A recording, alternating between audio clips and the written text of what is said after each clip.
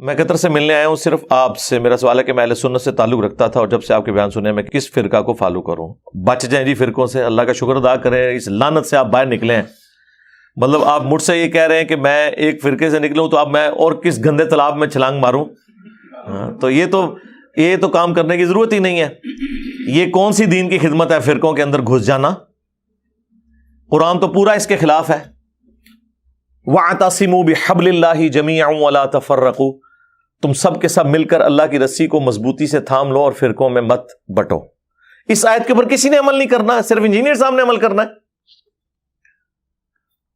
اور اللہ کی رسی صحیح مسلم میں نبی علیہ السلام نے بیان فرما دیا کہ وہ قرآن ہے. ہر کوئی اللہ کی رسی ڈیفرنٹ بیان کرتا ہے. ہمارے بریلوی بھائی کہتے ہیں وہ دیکھا جی رسی ہوتی ہے نا جی, رسی کے اندر چھوٹے چھوٹے ریشے ہوتے ہیں, پھر مل کے ایک رسی بنتی ہے. وہ ایک رسی جو ہے وہ بابوں کی محبت کی ہے, ایک رسی جو ہے وہ نبی کی محبت کی ہے, ایک اللہ کی محبت کی. حالانکہ اللہ نبی سے کوئی کسی کا لینا دینا نہیں ہے, بابے ہی ہوتے ہیں سب کچھ ان کے. تو اللہ کے بندو, مطلب یہ بتایا جا رہا تھا کہ اس میں سے ریشے نکال لیں, ریشے ہی تو نکال دیے تم نے. وہ رسی ایک ہے, وہ اللہ کی کتاب ہے.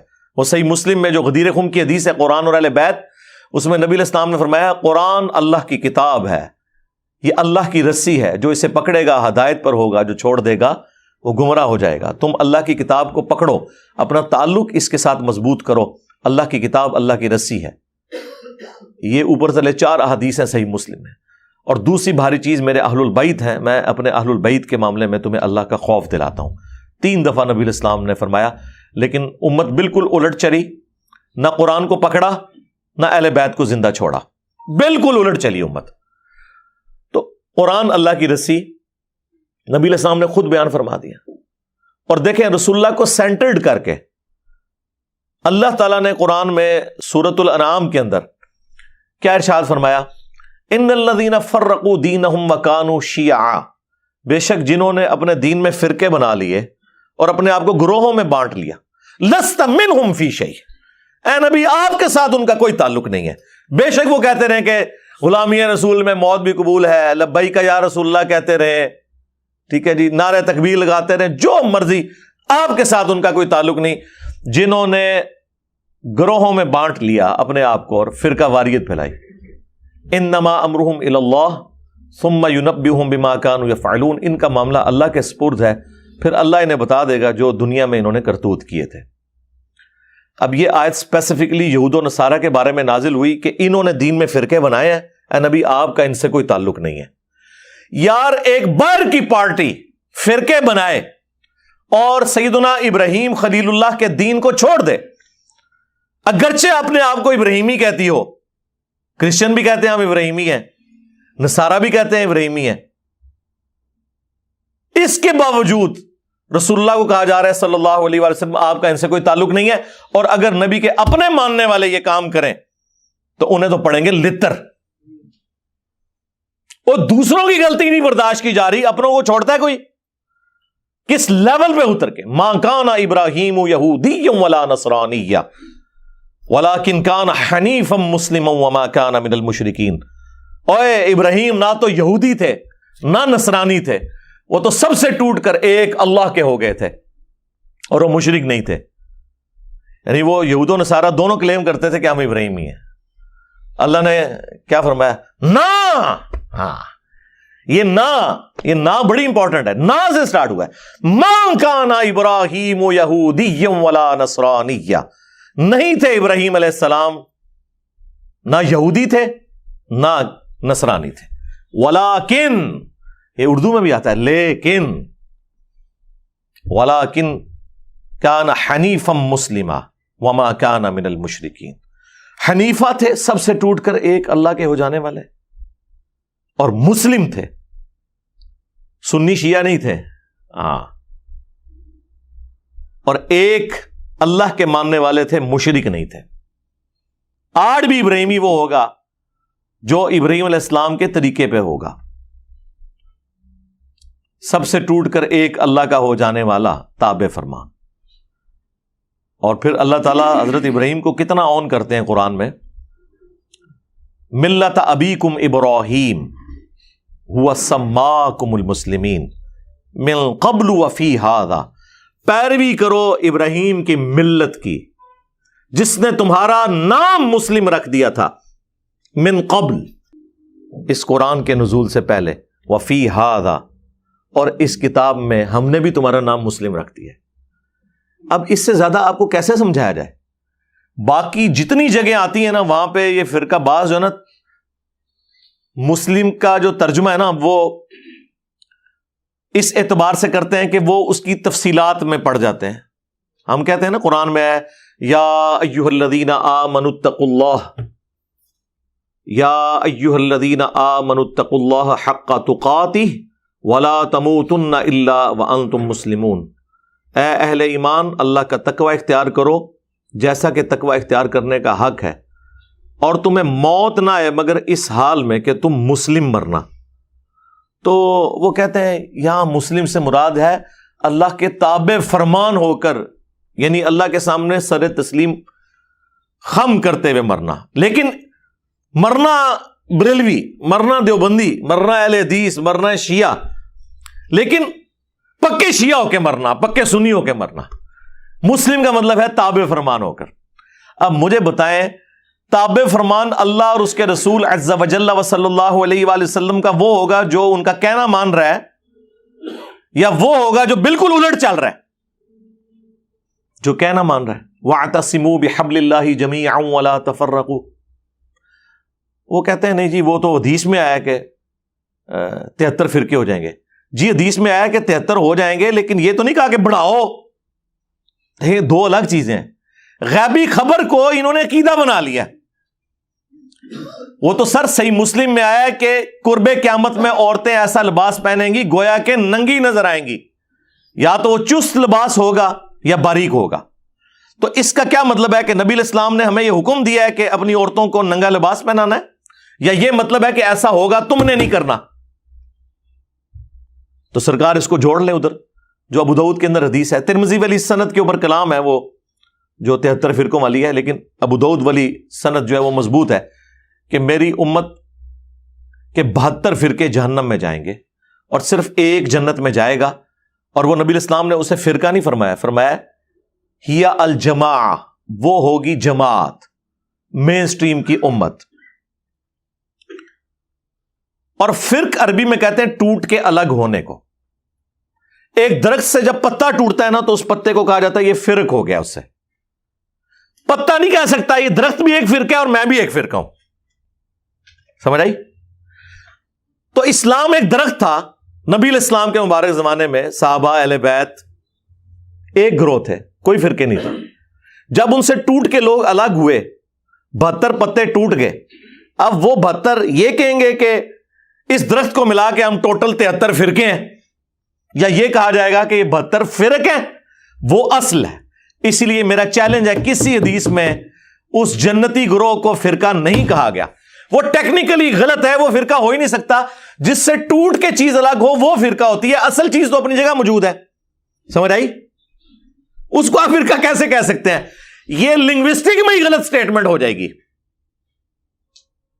اس کے لیے لفظ ہے طائفہ منصورہ، بخاری مسلم دونوں میں حدیث ہے، میری امت کا ایک گروہ قیامت تک حق پر قائم رہے گا، اور کوئی نقصان پہنچانے والا انہیں نقصان نہیں پہنچا سکے گا، وہ حق پر قائم رہیں گے یہاں تک کہ قیامت کی صبح ہو جائے۔ اور امام بخاری نے پتہ ہے اس حدیث کے اوپر کیا باب باندھا ہے؟ ہوا اہل العلم، اس سے مراد وہ لوگ ہیں جو علم والے ہیں۔ انہوں نے نہیں کہا کہ اس سے مراد بریلوی، دیوبندی، وہابی، شیعہ، سنی ہے، اہل علم ہے۔ بعض جہادی تنظیمیں اس کی ایک طریق سے اٹھاتی تھی کہ قیامت تک وہ قتال کرتا رہے گا حق کی خاطر، اور وہ ہمارے مال سے، ہمارے بچوں کی جانوں سے کھیلتے رہے۔ آج وہ FATF کی تلوار میں آ گئے ہیں، اور اب ہماری اسٹیبلشمنٹ اور ہمارے اداروں کو بھی ہوش آئی کہ یہ تو ہمارے بچوں کو ہی مار رہے ہیں۔ تو ہم نے تو 2013 میں کہہ دیا تھا کہ یہ تانوں لمحہ پان گئے۔ اس ٹائم ہماری باتیں انہیں بری لگتی تھی، اب تو کہتے ہیں انجینئر صاحب آپ ٹھیک کہتے تھے۔ تو یہ جہادی تنظیمیں اس حدیث کو جی وہ قتال کر رہے ہیں، لیکن امام بخاری نے ان کا سارا فہم ہی الٹ دیا. انہوں نے اوپر باب باندھا ہوا اہل العلم، یعنی اس سے مراد علمی قتال کرنے والے لوگ ہیں. ہم اس قتال کے مخالف نہیں ہیں، آرمڈ کنفلکٹ کے مخالف نہیں ہیں، لیکن یہ کون سا آرمڈ کنفلکٹ ہے کہ ایک مسلمان دوسرے کو مار رہا ہے فرقے کی بنیاد پہ، لسانیت کی بنیاد کے اوپر، عقیدے کے اختلاف کی بنیاد کے اوپر؟ یہ کون سا اسلام ہے؟ ایون کسی غیر مسلم کی جان بھی نہیں لی جا سکتی ناحق. تو یہ علمی قتال ہے، اس میں وہ والا قتال بھی آ جائے گا جو اسلام کا سمم بونم ہے، ہائیسٹ گڈ ہے، اور علمی قتال. اور یقین مانے پاکستان کو اس وقت علمی قتال کی ضرورت ہے، اس تطہیر کی ضرورت ہے. جو آج آپ کو لوگ بتا رہے ہیں جی کاؤنٹر نیریٹو کریں، جی نیریٹو آپ نے بنایا تھا، کاؤنٹر نیریٹو ہم کریں. ہم تو کر رہے ہیں، اس وقت سے کر رہے ہیں جب آپ وہ والا نیریٹو بنا رہے تھے. ہم اس وقت سے آپ کو کاؤنٹر کر رہے ہیں.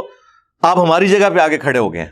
اب آپ کو اندازہ ہوا ہے کہ ایک عام بندے کے ہاتھ میں اسلحہ دینے کا کیا نقصان ہوتا ہے، وہ آپ کے سامنے ہے. یہ صرف فوج کا، پولیس کا کام ہے. پولیس کا کام ہے with in country rate of the government کو اسٹیبلش کرنا، اور بارڈرز کے اوپر فوج کا کام ہے کہ وہ اسٹیبلش کرے. اور سیاست میں دونوں کا کوئی دخل نہیں ہے. اور کسی نان اسٹیٹ ایکٹر کو اجازت نہیں ہونی چاہیے کہ وہ اپنی پارٹی اور جتھا بنا کے تو غنڈہ گردی شروع کرتے ہیں. وہی دیکھ لیں جو جہادی انہوں نے پالے ہوئے تھے نا، آج یہ جتنے جیب تراش ہیں نا اور اغوا برائے تاوان کر رہے ہیں اسلحے کے زور کے اوپر، یہ زیادہ تر وہی جہادی تنظیموں کے لوگ ہیں، کیونکہ بے روزگار ہو گئے نا. پہلے بھی ہمیں مار رہے تھے، اب بھی ہمیں مار رہے ہیں. تو یہ فرقہ واریت اسلام میں حرام ہے.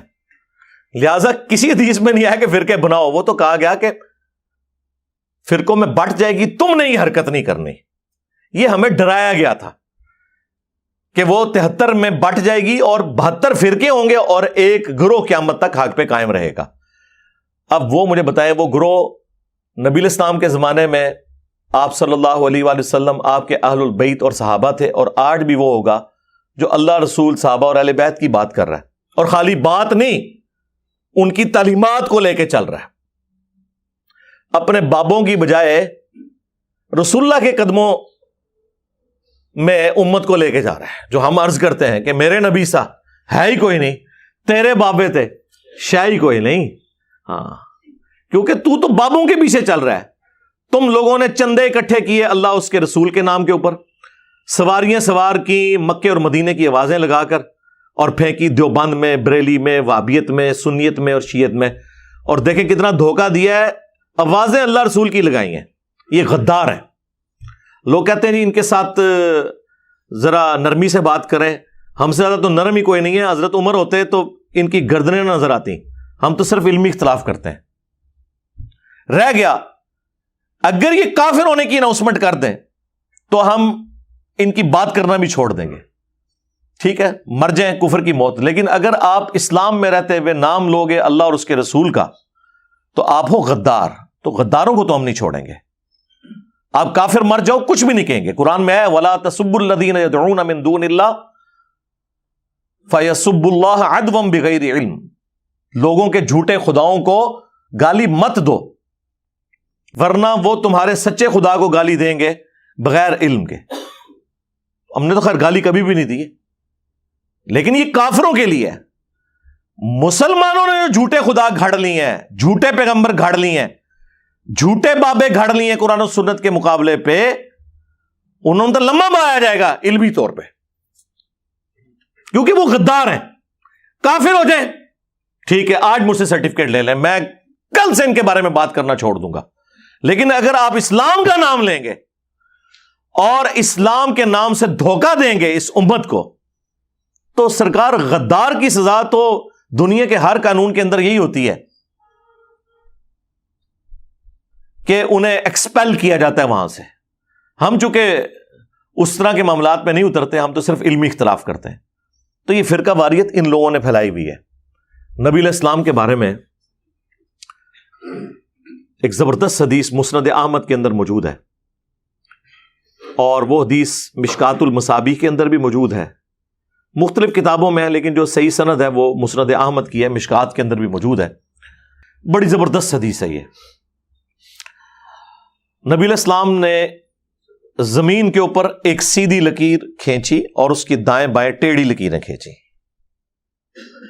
اور پھر نبی علیہ السلام نے اپنی مبارک انگلی اس سیدھی لائن کے اوپر رکھی اور سورۃ الانعام کی آیت تلاوت کی، وَأَنَّ هَذَا صِرَاطِي مُسْتَقِيمًا، یہ ہے میرا سیدھا راستہ، فَاتَّبِعُوهُ، اسی کی پیروی کرو، وَلَا تَتَّبِعُوا السُّبُلَ، اور ارد گرد کے جو راستے ہیں ان کی پیروی مت کرو، وہ تمہیں اللہ کے راستے سے بہکا دیں گے۔ یہی وہ چیز ہے جس کی اللہ تعالیٰ تمہیں وصیت کرتا ہے تاکہ تم ڈر جاؤ۔ یہ نبی علیہ السلام نے تلاوت کی، اور پھر نبی علیہ السلام نے ساتھ فرمایا کہ یہ سیدھا راستہ میرا راستہ ہے، یعنی نبی علیہ السلام کا راستہ، اور یہ ارد گرد جو ٹیڑھے راستے ہیں نا، یہ شیطان کے راستے ہیں۔ اور نبی علیہ السلام فرمایا ہر راستے کے اوپر ایک شیطان بیٹھا ہوا ہے جو تمہیں اپنی طرف بلا رہا ہے، یعنی یہ جو کہہ رہے ہیں نا ساڈے فرقے چ آ جاؤ، جنتی فرقہ ساڈا ہے، جہاں تواڈے بارے اللہ نبی صاحب 10 گھنے بے فکر رہو۔ نبی علیہ السلام فرمایا ادھر ادھر نہیں جانا، میرے راستے پہ جانا ہے۔ تو اس میں صراط الذین انعمت علیہم کے نام کے اوپر جو یہ دھوکہ دیتے تھے امت کو، وہ بھی کلیئر ہو گیا۔ نبی علیہ السلام نے فرمایا یہ تو ہم سورہ فاتحہ شروع کرتے ہیں نا، ایاک نعبد و ایاک نستعین، عبادت بھی اللہ کی، مدد بھی اللہ سے مانگنی ہے، یعنی کہ دعا بھی اللہ سے کرنی ہے، ظاہری مدد تو آپ مانگ سکتے ہیں، تو قرآن میں حکم ہے وَتَعَاوَنُوا عَلَى الْبِرِّ وَالتَّقْوَى وَلَا تَعَاوَنُوا عَلَى الْإِثْمِ وَالْعُدْوَانِ، نیکی پرہیزگاری میں ایک دوسرے کی مدد کرو، برائی میں الگ رہو۔ ظاہر دنیا کو اللہ نے اسباب کے ساتھ جوڑا ہے، پیاس بجھانے کا ذریعہ پانی کو بنایا ہے، کھانے کو ہماری بھوک مٹانے کا ذریعہ، لیکن ایک ہے دعا کرنا، وہ اللہ کے ساتھ خاص ہے۔ تو یہ کہتے ہیں جی آگے چلیں، جی آگے ہم چلتے ہیں، تو یہ آگے چلتے ہیں تو ڈائریکٹ ہی آگے چلے جاتے ہیں، بیچ میں پھر چھلانگ مار دیتے ہیں، کہتے ہیں جی صراط الذین انعمت علیہم۔ اس سے پہلے بھی ایک آیت تھی اہدنا الصراط المستقیم، کاش یہ آپ نے مانگی ہوتی تو آپ کو صراط مستقیم مل جاتا۔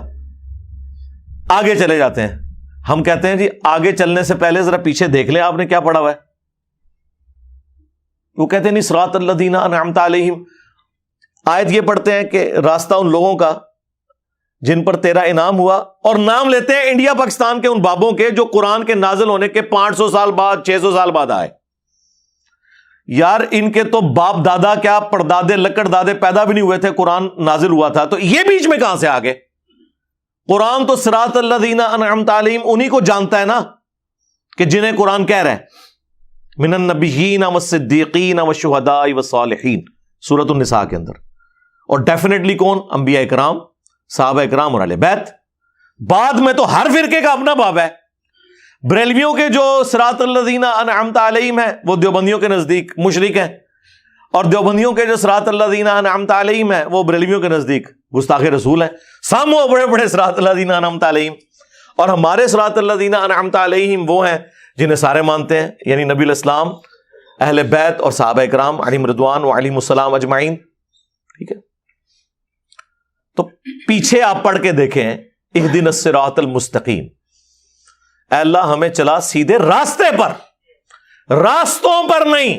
ہاں کہتے ہیں جی سارے ہی حق پہ ہیں، چاروں فقہ حق کے اوپر ہیں، اور مصلی خانہ کعبے میں 4 ڈالے رکھے انہوں نے 1517 سے لے کے 1917 تک، 400 سال تک خانہ کعبے میں 4 امام تھے، حنفی شافعی مالکی حنبلی، سارے الگ الگ نماز پڑھتے تھے اور کہتے تھے چاروں امام حق پہ ہیں، تو نماز تو کٹھی پڑھو، چلو ایک حنفی پڑھا لے دوسرا شافعی پڑھا لے، نہیں، امام اپنے اپنے، مصلی اپنے اپنے، اور چاروں حق پہ ہیں۔ کیوں دھوکھا دے رہے ہو؟ کہاڑیاں بند کرو۔ گورا اسی لیے تو آپ کا مذاق اڑاتا ہے، یہ تو سعودی حکومت نے آ کے اٹھائے ہیں یہ مسلح، اس پہ میری تفصیلی ویڈیو ریکارڈ ہے۔ 400 سال تک انہوں نے کعبے کو بھی فرقوں میں ڈیوائیڈ کیا ہوا تھا، تو کہاں سے سارے حق پہ ہیں؟ بلکہ سنن ابن ماجہ میں ایک روایت جو ہے نا، یہی والی حدیث، اس میں تو نبی علیہ السلام نے 2 لکیریں دائیں کھینچی اور 2 لکیریں بائیں کھینچی، اور آپ فرمایا یہ چاروں شیطان کے راستے ہیں۔ ہائے ہائے ہائے، ایک کہتے چاروں حق پہ ہیں، حضور نے کہا چاروں شیطانی راستے ہیں، اور بیچ میں میرے والا راستہ ہے۔ منو تو لگ رہا ہے تو ہم نہیں کہہ کے گئے نا، اور اس میں اماموں کا قصور نہیں ہے، ذہن میں رکھیے گا۔ آج ہم کرسچینٹی کو جب کنڈیم کرتے ہیں نا، ہمیں وسوسہ بھی نہیں آتا کہ نعوذ باللہ ہم عیسیٰ ابن مریم کی توہین کر رہے ہیں۔ ہم ایک لمحے کے لیے بھی ان کی توہین کریں تو یہ توہین اسی طریقے سے ہے جس طرح ہم اپنے پیغمبر کی کر رہے ہیں، نعوذ باللہ من ذالک۔ اسی طریقے سے جب ہم حنفی، شافعی، مالکی، حنبلی فرقوں کو کنڈیم کرتے ہیں، سنی شیعہ فرقوں کو کنڈیم کرتے ہیں، تو اس سے مراد وہ بزرگ نہیں جن کی طرف انہوں نے اپنے آپ کو منسوب کیا ہوا ہے، وہ تو اس چیز سے بری ہیں، ان کا کیا لینا دینا ان کے ساتھ؟ انہوں نے ان کے ناموں کو بیچا ہے، اور جو اللہ رسول کے ناموں کو بیچ سکتے ہیں تو باقی امام تشیعی کوئی نہیں ان کے نزدیک، ان کو تو وہ سیل پہ لگا کے بیچیں گے۔ جنہوں نے اللہ رسول کے نام بیچ کے کھائے ہیں ان کے لیے امام حنیفہ، امام شافعی، امام مالک، امام احمد حنبل رحمہم اللہ اجمعین ورضی اللہ عنہم اجمعین وعلیہم السلام اجمعین کے ناموں کو بیچنا کوئی مسئلہ ہے ان کے لیے؟ ان کے ساتھ کیا کچھ انہوں نے منسوب کیا ہوا ہے؟ تو نبی علیہ السلام فرمایا یہ میرا راستہ ہے، جو درمیان والا راستہ ہے، یہ ارد گرد شیطان کے راستے ہیں اور شیطان اپنی طرف بلا رہا ہے۔ تو اہدنا الصراط المستقیم کی تشریح میں نے مسند احمد اور مشکات سے بیان کر دی کہ نبی علیہ السلام نے کہا وہ میرا راستہ ہے۔ اب آپ پڑھیں صراط الذین انعمت علیہم، راستہ ان لوگوں کا جن پر تیرا انعام ہوا، ان لوگوں کے راستے نہیں، راستہ۔ تو راستہ کون سا ہے؟ نبی علیہ السلام کا۔ اس کا مطلب ہے یہ کہ جس طرح اللہ نے اپنے نبی علیہ السلام کے ذریعے امت کو ہدایت دی، ایک راستہ بتایا، اور اس کے اوپر صحابہ کرام اور اہل بیت چل کر کامیاب ہوئے، اس طرح ہمیں بھی اسی راستے پہ چلنے کی توفیق دے۔ صراط الذین انعمت علیہم کا مطلب یہ ہے، ورنہ تو ہوتا کہ بزرگوں کے راستوں پہ چلنے کی توفیق دے، نہیں، بزرگوں کا راستہ۔ کون سے بزرگوں کا راستہ؟ جو اپنے نبی کے وفادار تھے، غداروں کا نہیں کہ چندے کھاتے رہے اللہ اور اس کے رسول کے نام کے اوپر، ان کا نہیں۔ تو نبی کا راستہ تو سرکار وہی بتا رہا ہے آپ کو جو دلیری سے یہ کلمہ حق بلند کر رہا ہے کہ میرے نبی سا ہے ہی کوئی نہیں، تیرے بابے تے شاہ ہی کوئی نہیں۔ یعنی اس سے مراد ہے رسول اللہ کے مقابلے پہ، ہمارے مقابلے پہ نہیں۔ آپ کو کہتے نہیں ہے جی وہ جی کوئی بڑے سے بڑا بزرگ بھی ہو، ایک صحابی کے گھوڑے کے قدموں کی خاک جو اس کے نتنوں میں بیٹھتی ہے اس کے برابر نہیں ہے۔ خود تو اپنے بزرگوں کو اس طرح ذلیل کرتے ہو، اس کے مقابلے پہ بابے تے شاہی نہیں، یہ تو بہت چھوٹا جملہ ہے۔ آئے نا داڑھ تھلے، کہنا تو چاہیے کہ تواڈے بابے جڑے نا گھوڑیاں دی خاک دے برابر بھی نہیں، خود تو یہ بتا رہے ہوتے ہیں۔ وہ کہتے ہیں نہیں، وہ ہم کہہ رہے ہوتے ہیں صحابہ کے مقابلے پہ۔ تو سرکار ہم بھی آپ کے بابوں کو رسول اللہ کے مقابلے پہ کہہ رہے ہیں، اپنے مقابلے پہ تو کہہ ہی نہیں رہے۔ ویسے تو اپنے مقابلے میں بھی کہے تو کوئی اتنی غلط بات نہ ہو جو کچھ ہو چکا ہے بابوں کے ساتھ۔